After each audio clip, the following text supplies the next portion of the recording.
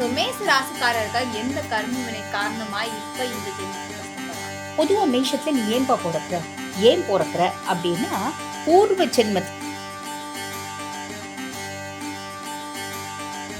அவங்க செஞ்ச வேலைக்கு உரிய பாத்தீங்கன்னா ஒரு மரியாதை கொடுக்கல, உரிய ஒரு சம்பளம் கொடுக்கல.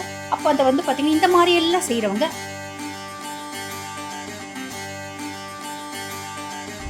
இவங்க இந்த கர்ம வினையில இருந்து கொஞ்சம் கம்மி ஆகணும், அவங்க அந்த கஷ்டத்துல கொஞ்சம் வெளியில வரணும் அப்படின்னா அவங்க என்ன பரிகாரம் பண்ண இந்த கோவிலுக்கு போயிட்டு வரணும்?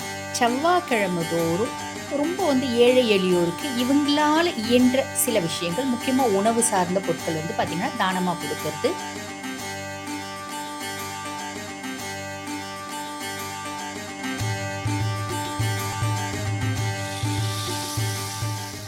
நம்ம எல்லாருக்குமே கர்மா அப்படின்னா ரொம்ப நல்லாவே தெரியும். ஆனா எதனால இந்த கர்மா நம்ம வாழ்க்கையில இப்படி செய்யுது அப்படின்னா நம்ம யாருக்குமே தெரியாது. ஒவ்வொருத்தருக்கும் ஒவ்வொரு விதமான கர்ம வினை செயல்பாடுகள் மூலமா அவங்க கஷ்டப்படுவாங்க. இந்த கர்மானா என்ன, எதனால அது நம்ம வாழ்க்கைக்குள்ள வந்துச்சு அப்படிங்கிறத பத்தி ரொம்ப டீட்டெயிலா சொல்றதுக்காக இன்னைக்கு நம்ம கூட டாக்டர் அஸ்ட்ராலஜர் தீபா அருளாளன் மேம் இணைந்திருக்காங்க. அவங்க கிட்ட நிறைய விஷயங்கள் கேட்டு தெரிஞ்சுக்கலாம். வாங்க. வணக்கம் மேம். வணக்கம். எப்படி இருக்கீங்க? நல்லா இருக்கேம்மா, நீங்க நல்லா இருக்கீங்க? நல்லா இருக்கேன் மேம். மேம் இன்னைக்கு நம்ம கர்ம வினை பற்றி பார்க்க போகிறோம். எனக்கு இந்த கர்மாவில் ரொம்ப ஒரு பெரிய சந்தேகம் என்ன அப்படின்னா, எனக்கு மட்டும் உடனே கர்மா நடந்துருது மேம். ஆனால் நான் கண்கூட பார்க்குறேன் நிறைய பேர் எவ்வளோ பெரிய விஷயம் அசால்ட்டாக பண்ணிட்டு ஜாலியாக சுற்றுறாங்க. இப்போ வரைக்கும் இந்த கர்மா அஃபெக்ட் ஆகுதா அப்படின்னா ஆக மாட்டேங்குது. எனக்கே டவுட், கர்மாவுக்கு கண் இருக்கா இல்லையா, இல்லை தூங்குதா அப்படின்ற மாதிரி நான் நிறைய தடவை யோசிச்சிருக்கேன். இந்த கர்மா அப்படிங்கிறது எதனால் நம்ம வாழ்க்கைக்குள்ளே வந்துச்சு, எதனால் நடக்குது அப்படி ஒரு கேள்விக்கு ஒரு பதில் சொல்லிடுங்க. அது மட்டும் இல்லாமல் இந்த கர்மா எப்போ மேம் அவங்களுக்கு ஆக்டிவேட் ஆகும், அதை பற்றி எங்களுக்கு விளக்கமா சொல்லுங்க. கண்டிப்பாம்மா. பொதுவாக இந்த கர்மிக் எஃபெக்ட்ஸ் அப்படிங்கிறத பார்த்தீங்கன்னா கர்மா அப்படின்றது நல்ல கர்மாவும் உண்டு, கெட்ட கர்மாவும் உண்டு. இப்போ நீங்கள் மீன் பண்ணுறது பார்த்தீங்கன்னா கெட்ட கர்மா. நான் ஏதாவது கெட்ட செஞ்சதா உடனே எனக்கு பார்த்தீங்கன்னா பிரச்சனை வந்துடுது. ஒரு சிலர் எவ்வளோ கெட்ட செஞ்சாலும் சந்தோஷமா இருக்காங்க அப்படின்னு தான் கேட்குறீங்க இல்லையா? யாராலையும் அப்படி சந்தோஷமா இருக்க முடியாதுமா. நல்லவங்க கெட்டு போனதா சரித்திரமும் இல்லை, கெட்டவங்க நல்லா வாழ்ந்ததாகவும் சரித்திரம் இல்லை. காரணம் என்ன, இப்போ இதை நம்ம சொல்லும்போது ஆரம்பத்திலேயே சிலர் கமெண்ட் போடுவாங்க கெட்டவங்க தான் நல்லா வாழறாங்க அப்படின்னு. இல்லம்மா, அது உண்மை கிடையாது. பொதுவாக பார்த்தீங்கன்னா 3 விஷயம் வாழ்க்கையில் தோத்து போனதா சரித்திரமே கிடையாது. அது என்ன அப்படின்னா, நம்ம நல்லவங்களா இருந்தால் நம்மளுக்கு கெட்டது நடக்காதுமா. கெட்டது நடக்கிற மாதிரி தோணும், ஆனால் கண்டிப்பாக நம்ம நல்லா இருப்போம். சரிங்களா? 2வது பார்த்தீங்கன்னா நம்மளோட முயற்சியும் உழைப்பும் என்றைக்குமே தோற்று போகாது. 3வது நம்மளோட இறை வழிபாடு தோற்று போனதாகவும் சரித்திரம் கிடையாது. அப்படி இருக்கும்போது நீங்கள் கேட்குற மாதிரி ரொம்ப தப்பானவங்க ஓஹோன்னு வாழறாங்களே அப்படின்ற எண்ணம் இருக்கும். ரொம்ப தப்பானவங்க எவ்வளோ ஓஹோன்னு வாழ்ந்தாலும் சனி எப்போ சரியில்லாமல் வரான், கோச்சார பிரகாரம் சனி பகவான் பாருங்கள் 7 நாட்டு சனியாக வராரு, அஷ்டம சனியாக வராரு, அர்த்தாஷ்டம சனியாக வராருன்னு போது நீ என்ன தப்பு செஞ்ச, அந்த தப்புக்கு எல்லா அளவும் பார்த்தீங்கன்னா நான் பஞ்ச வைக்காமல் அதுக்கான பனிஷ்மெண்ட்டை கொடுத்துருவேன்ப்பா. உன்னை எங்கே அடிச்சா வலிக்கும். பொதுவாக பார்த்தீங்கன்னா நான் ஒரு தப்பு செஞ்சேன், என்ன பாடாப்படுத்துறதை விட என் குழந்தைங்க மேலே இம்பேக்ட் வருது அப்படின்னும் போது, அவங்களோட வாழ்க்கையில் ஒரு ப்ராப்ளம் வருது அப்படின் போது நான் ஒரே முட்டை நொந்து போயிடுவேனா? அப்ப உன்னை எங்க அடிச்சா வலிக்கும்னு சனிக்கு தெரியும். உன்னை அடிச்சா வலி ஜாஸ்தி வருமா, இல்ல உன்னை சார்ந்தவங்களை அடிச்சா வலி ஜாஸ்தி வருமா? ஒவ்வொருத்தவங்களுக்கும் ஒரு பார்த்தீங்கன்னா ஒரு வீக்னஸ் அப்படின்றது இருக்கு. ஒவ்வொருத்தவங்களுக்கு பார்த்தீங்கன்னா உங்களோட கேரக்டர் வீக்காக இருக்கலாம். ஒவ்வொருத்தவங்களுக்கு அவங்களோட குணாதிசயங்கள், எனக்கு ஆடம்பரமாக வாழணும், தப்பான வழியில் போகணும், சம்பாதிக்கணும், அந்த மாதிரி ஒரு வீக்னஸ் இருக்கலாம். ஒரு சிலருக்கு பார்த்தீங்கன்னா என் குழந்தை தான் என்னோட வீக்னஸ். அப்போ அந்த குழந்தைங்க அதான் சொல்லுவாங்க பார்த்தீங்களா, பொதுவாக பார்த்தீங்களா மாதா பிதா செய்கிற தர்மமும் கர்மமும் மக்களுக்கு அப்படிம்பாங்க. அப்போ நீ நல்லா கூட வாழ்ந்துடலாம்ப்பா, உன் குழந்தைங்க உன் வம்சம் நல்லா வாழணும் இல்லையா? அப்போ நீ நினைக்கிறது தப்புமா. இங்கே சனி எப்போ இந்த மாதிரி வரானோ அப்போ க்ளீனாக அதுக்கான பனிஷ்மெண்ட் கொடுப்பா. அதுக்கும் மேலே சுய ஜாதகத்தில் தசை நடக்குது பற்றியா, தசை நடக்கும்போது சனி தசை அப்படின்னு வரும். 19 ஆண்டு காலம் உன் சுய ஜாதகத்தில் சனி எக்ஸலண்ட்டாக இருந்தாலும் கர்மிக் எஃபெக்டான பாடத்தை கொடுத்துருவான். நல்லதும் கொடுப்பான், கெட்டதும் கொடுப்பான். சுய ஜாதகத்தில் இன்னும் சனி கெட்டு போயிருந்தா நீ என்னென்னலாம் நல்ல கர்மாக்களை விட்டுட்டு கெட்ட கர்மாக்கள் செஞ்சுருக்க, அந்த கெட்ட கர்மாக்களுக்கான பலனை முழுசும் பார்த்திங்கன்னா கொடுத்துருவான். அதை நம்ம அனுபவிச்சு தான் ஆகணும். அதனால தான் நம்ம ஒவ்வொரு நாளும் நம்ம நிற்கும் போதும், நடக்கும் போதும், பேசும்போதும், ஒரு செயலை செய்யும் போதும் நமக்கு மேலே ஒருத்தவன் இருக்கான்ப்பா, நம்ம பார்த்தீங்கன்னா நம்ம ஹானஸ்ட்டாக இருக்கணும் அப்படின்ற எண்ணங்களோடு நம்ம வாழறோம். அப்படின்னாமா சின்ன சின்ன கஷ்டங்கள் வரும் தான். அதுக்கும் மேலே பெருசாக ஒரே முட்டை நம்ம மூளையில் உட்காந்துற மாதிரி ஒரு சூழ்நிலை ஏற்படாது. ஏற்படாது. Okay ma'am. ஓகே. கர்மா பத்தி ரொம்ப டீட்டெயிலாவே சொல்லிட்டீங்க. அது மட்டும் இல்லாம இப்ப 12 ராசிக்காரர்களுக்குமே அவங்க எதன் அடிப்படையில இந்த கர்ம வினை வந்து அனுபவிக்கிறாங்க அப்படிங்கிறத பத்தியும் சொல்லுங்க. அது மட்டும் இல்லாம அ இந்த இந்த ராசிக்காரங்க வந்து இந்த கர்மா பண்ணதுனால தான் அவங்க இந்த ராசியில வந்து இந்த ஜென்மத்தில பிறந்திருக்காங்க அப்படிங்கிறத பத்தியும் ஒரு விளக்கம் இருந்தாலும் அத பத்தியும் குடுத்துருங்க மேம்.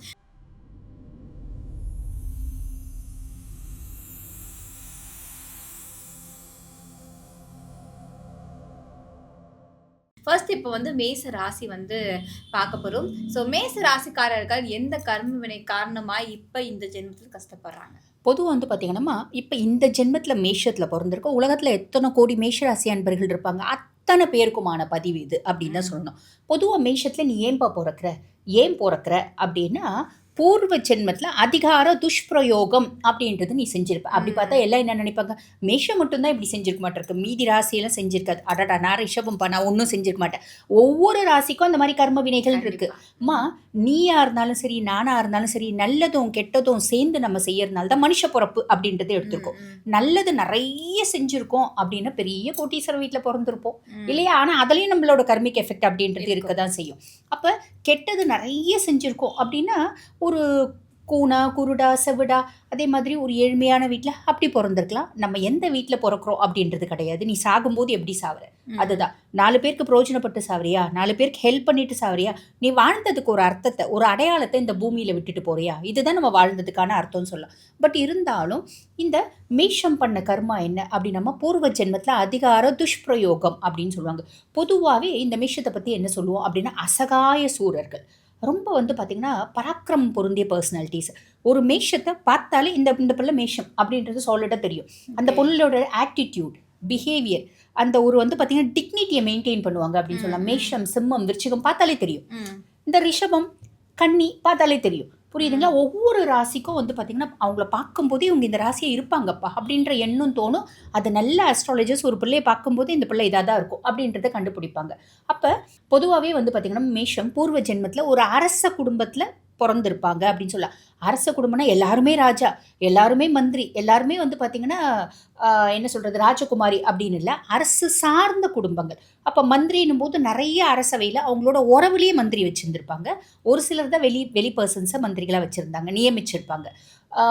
பொதுவா வந்து பார்த்தீங்கன்னா, அரச குடும்பத்தில, இல்ல அரசு சார்ந்த குடும்பத்தில, இந்த படை தளபதியா இருப்பாங்க, இல்ல படைகள்ல இருப்பாங்க, இல்ல வந்து பார்த்தீங்கன்னா, அரசிக்கு தோழியா இருப்பாங்க. இந்த மாரி ஏதோ ஒரு விதத்தில ராஜன், ராணி, இளவரசன், இளவரசி இப்படி ஏதோ ஒரு பெரிய குடும்பத்தில, அதுக்கு அடுத்த இதில வந்து பார்த்தீங்கன்னா, ஜமீன்தார் குடும்பத்தில, இப்படி பெரிய குடும்பத்தில பொறந்து, என்னோட அதிகாரம், என்னோட டேலண்ட் நான் சொன்னா வந்து பார்த்தீங்கன்னா, எல்லாமே நடக்கும்.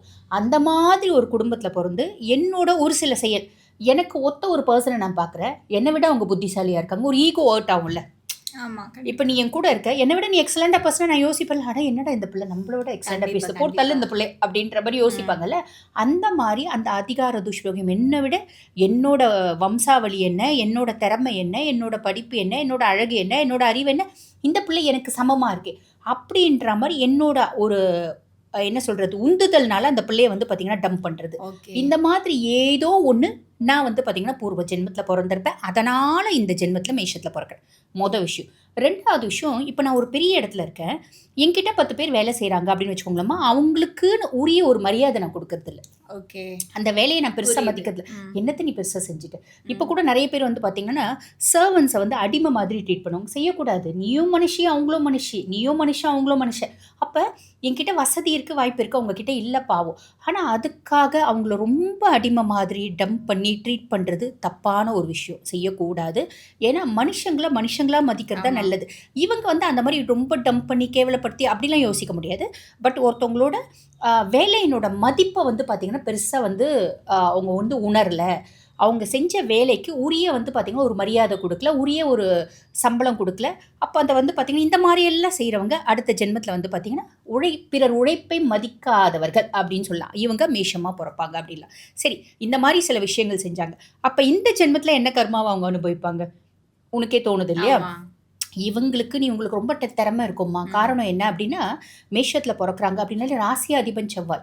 செவ்வாய்க்கு ஒரு எக்ஸலன்ட் கேரக்டர் உண்டு. நான் ஒரு விஷயத்த எடுத்துட்டேன் அப்டின்னா, அந்த விஷயத்த செஞ்சே தான் தீருவேன். அந்த விஷயத்தை எக்காரணத்தை கொண்டும் என்னால் முடியல அப்படின்னாலும் அந்த தோல்வியை ஒத்துக்க மாட்டேன். பொதுவாகவே மேஷத்துக்கு ஒரு மைண்ட் செட் உண்டு. நான் முயற்சி பண்ணாமல் தோல்வியை ஒத்துக்கிறதுன்றது முட்டாள்தனம். முயற்சி பண்ணி நல்லதோ கெட்டதோ நான் ஃபேஸ் பண்ணுறேன் அப்படின்ற ஒரு விஷயம். அதே மாதிரி எந்த ஒரு விஷயத்துக்காகவும் முன் வச்ச காலை இவங்க பின் வைக்க மாட்டாங்க அப்படின்னு சொல்லலாம். உன்னால் முடியாது அப்படின்னு யாராவது மட்டம் தட்டினாங்க அப்படின்னு அந்த வேலையை முடிச்சுட்டு தான் முன்னாடி வந்து நிற்பேன். அதுதான் வந்து மேஷத்தினோட கேரக்டர். பொதுவாக மேஷராசி பெண்கள் அப்படின்னு வச்சுக்கோங்களேன், ரொம்ப சிம்பிளாக சொல்லணும் அப்படின்னா ஒரு பெரிய கன்சர்னுக்கு சிஓவாக இருப்பாங்க. அட் த சேம் டைம் வீட்டில் வந்து டாய்லெட் கழுவுறது, வீடு வந்து க்ளீன் பண்ணுறது எல்லாமும் செய்வாங்க. ஏன் குடும்பம் ஏன் வீடு அப்படின்ற ஒரு எண்ணம். பெரிய கன்சர்னில் போகும்போது நான் சிஇஓ அப்படின்ற எண்ணம். ஸோ ஒரு இப்படியும் ஒரு ஃபேஸ் உண்டு, அப்படியும் ஒரு ஃபேஸ் உண்டு அப்படின்னு சொல்லலாம். கரைத்தே போடவும் ரெடி, கரண்டி எடுக்கவும் ரெடி. இதுதான் மேஷம். ஒரு கணவரை கல்யாணம் பண்ணிக்கிறாங்க. ஏதோ ஒரு சூழ்நிலை கணவர் வந்து பார்த்தீங்கன்னா வேலை செய்ய முடியல, அவர் வந்து பார்த்தீங்கன்னா குடும்பத்தை காப்பாற்ற முடியல அப்படின்னா கூட இந்த மேஷராசி பொண்ணு சொல்லாது, நீ என்ன நீ வந்து சம்பாத்தியத்துக்கு லாக்கி இல்லை, நீ வந்து பார்த்தீங்கன்னா இப்படி ஆகிட்ட அப்படி ஆகிட்டெல்லாம் சொல்லாது. நான் அந்த பொண்ணு வந்து பார்த்தீங்கன்னா தலைமை ஏற்று நல்லா சம்பாதிச்சு குடும்பத்தை காப்பாற்றி ஃபேமிலியை வந்து அப்லிஃப்ட் பண்ணி கொண்டு போவாங்க அப்படின்னு சொல்லலாம். ஆனால் என்ன இவ்வளோ திறமை இருக்க மேஷத்துக்கு இந்த காலகட்டத்தில் என்ன ஆகும் அப்படின்னா அவங்களுக்குன்னு ஒரு அங்கீகாரம் கிடைக்காது. எவ்வளோ பெரிய குடும்பத்தில் பிறந்திருந்தாலும் நான் போராடி தான் எனக்குன்னு ஒரு அங்கீகாரத்தை வாங்கிப்பேன். எந்த வேலை எடுத்தாலும் எனக்கு ஒரு தடை தாமதம் பிரச்சனைன்னு இருக்கும், அதுக்கப்புறம் சக்ஸஸ் அப்படின்றத நானே கொண்டு வந்துடுவேன். இப்போ வந்து மேச ராசிக்காரங்க வந்து எதனால இந்த கர்ம வினையை இப்போ அனுபவிக்கிறாங்க அப்படிங்கிற பற்றி சொல்லியிருந்தீங்க. ஸோ இவங்க இந்த கர்ம வினையிலேருந்து கொஞ்சம் கம்மி ஆகணும், அவங்க அந்த கஷ்டத்துலேருந்து கொஞ்சம் வெளியில் வரணும் அப்படின்னா அவங்க என்ன பரிகாரம் பண்ணணும், எந்த கோவிலுக்கு போயிட்டு வரணுமா? பொதுவாக வந்து பார்த்திங்கன்னா செவ்வாய்க்கிழமை தோறும் ரொம்ப வந்து ஏழை எளியோருக்கு இவங்களால் இயன்ற சில விஷயங்கள், முக்கியமாக உணவு சார்ந்த பொருட்கள் வந்து பார்த்திங்கன்னா தானமாக கொடுக்கறது ரொம்ப ஒரு நற்பலன்களை கொடுக்கும்மா. இது ஒன்று செய்யலாம். அதே மாதிரி இவங்க வழிபாடு பண்ண வேண்டிய கடவுள் யாருன்னா முருகப்பெருமான் தான். ஏன்னா மேஷம் ராசி அதிபனே செவ்வாய். அப்போ செவ்வாய்க்கு கடவுள் யார்? முருகன் தான் கடவுள். அப்போ முருகனை வழிபாடு பண்ணும். இவங்க எந்த கோயிலுக்கு போயிட்டு வர்றது விசேஷமான பலன்களை கொடுக்கும் அப்படின்னா எட்டுக்குடி முருகன் கோயில். இந்த எட்டுக்குடி முருகன் கோயில் வந்து பார்த்திங்கன்னா ரொம்ப விசேஷமான ஒரு முருகன் கோயில். காரணம் என்ன அப்படின்னா நம்ம கட்டவரல் இல்லாத ஒரு சிற்பி வந்து பார்த்திங்கன்னா செதுக்கின சிலை அப்படின்னு சொல்லலாம். இது வந்து சிக்கல் சிங்காரவேலன், அதே மாதிரி எண்கண் முருகன், எட்டுக்குடி முருகன் மூணுத்தையுமே வந்து பார்த்திங்கன்னா அந்த சிற்பி தான் செதுக்கினார். முதல்ல வந்து பார்த்திங்கன்னா அவர் சிக்கல் சிங்காரவேலன்னு செதுக்கினார். அதுக்கப்புறம் வந்து பார்த்திங்கன்னா அந்த ராஜன் பார்க்குறான், ஐயோ எவ்வளோ அழகாக இருக்குது இந்த முருகன், இதே மாதிரி முருகன் இவன் வந்து எல்லா இடத்துலையும் செதுக்கிட்டா என்ன பண்ணுறது அப்படின்னு கட்டவரலை கட் பண்ணிடுவார். இருந்தாலும் சிற்பியினோட அலாதி முருக பக்தியினாலையும் முருகன் பால் அவன் கொண்டுள்ள அன்புனாலையும் செதுக்கப்பட்டதா, ரெண்டாவதாக செதுக்கப்பட்டதா இந்த எட்டுக்குடி முருகன் சிலை. அந்த சிலையை செதுக்கும் போதே சிலைக்கு வந்து உயிர் வந்து மயில் வந்து பறக்க ஆரம்பிச்சிடுச்சு. அதுக்கப்புறம் எல்லாரும் என்ன பண்ணுவாங்க, எட்டுப்புடி எட்டுப்புடி எட்டுப்புடி அப்படின்னு சொல்லிட்டு முருகனை வந்து பார்த்திங்கன்னா ஒருத்தராக அந்த முருகன் சிலையை எடுக்க முடியாது இல்லையா, பிடிக்க முடியாது இல்லையா. அப்போ ஊர் மக்கள் எல்லாம் சேர்ந்து சிற்பி சொல்கிறார், இது பறக்குது அப்படின்னு கூட இருந்த அசிஸ்டன்ட் சொல்கிறான், ஐயோ பறக்குதுன்னு எல்லாரும் போய் எட்டிப்பிடி எட்டிப்பிடி எட்டிப்பிடி அப்படின்னு சொல்லி தான் பின்னாடி மருவி எட்டுக்குடி முருகனாக மாறிச்சு. அப்போ இந்த எட்டுக்குடி முருகனை இவங்க வழிபாடு பண்ணுறது ரொம்ப அமோகமான பலன்களை கொடுக்குமா. இவங்களோட கர்மிக் எஃபெக்ட்ஸ்லேருந்து தீய கர்மாக்கள்லேருந்து வெளியே வரத்துக்கு உன்னதமான கோயிலாக இருக்கும். ஓகே மேம், இன்னைக்கு மேச ராசி வந்து எதனால் இந்த கர்ம வினையை அனுபவிக்கிறாங்க அப்படிங்கிறத பற்றியும், எந்த கோவிலுக்கு போயிட்டு வரதுனாலும் எந்த பரிகாரம் பண்ணுறதுனால அவங்களுடைய கர்ம வினை கொஞ்சம் கம்மியாக மட்டும் ரொம்ப டீட்டெயிலாக சொன்னீங்க. நன்றி மேம். நன்றி.